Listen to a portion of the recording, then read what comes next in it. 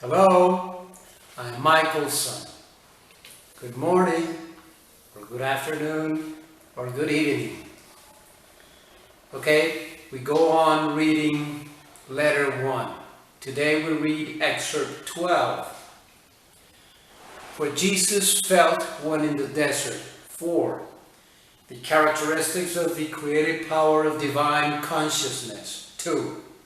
Now this is characteristic number 6.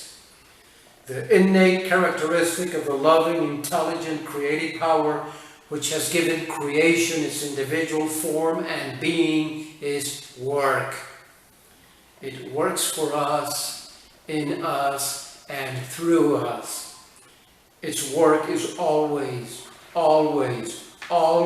prompted by love. This cosmic revelation filled me with joy and astonishment. What a wonderful world we lived in. It was a culminating point in my enlightenment and my overall view of the truth concerning the source of all being.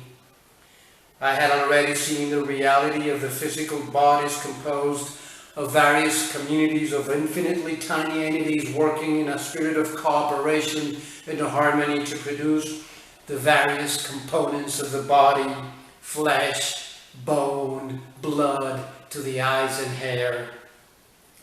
The only difference between these communities lay in the type of work they had to do to meet their common goals. Surely the divine impulse behind all this intelligent, purposeful activity in the body was both inspiration and foundation of man's own conduct when people work in unison to produce a planned objective. They drew intelligence and purpose from the creative power, yet how different was man's behavior when engaged in earthly construction or any other communal project, for it was inevitably characterized by arguments and dissension. I was brought to a realization of the infinite power of the intelligent creativity ever active within creation, maintaining order, cooperation, harmony, daily productivity, unequaled by man anywhere at any time. 7. Survival. Survival was a natural characteristic of the creative power. In every case, the most wonderful provision had been made for all living things to grow, be healed of illnesses and injury, nourished in order to keep the body healthy, and to produce its own kind to ensure survival in this earth.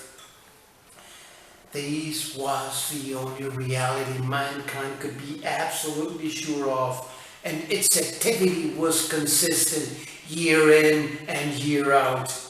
The sun, the moon, the stars all remained in their places for millennia, and it was recognized that they all possessed their own paths of movement. These phenomena were all part of the grand scheme for survival in creation. If this was so, how could there not be survival of the eternal flame of loving, intelligent, creative power hidden within the created entities of every kind in the universe?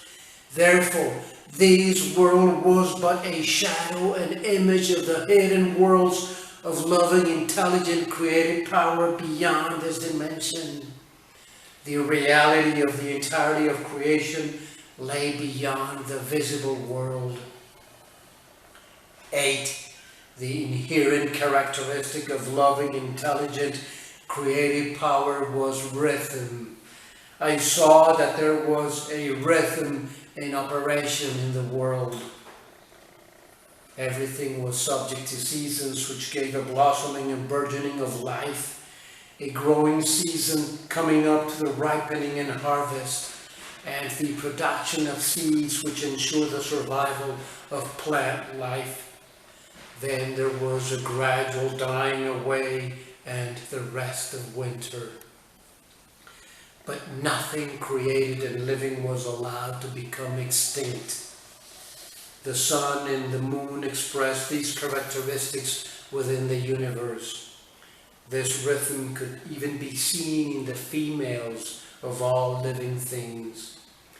Therefore, everything in creation had its due time for appearance and harvest. It followed that man himself was subject to tides of growth and success and tides of dormancy.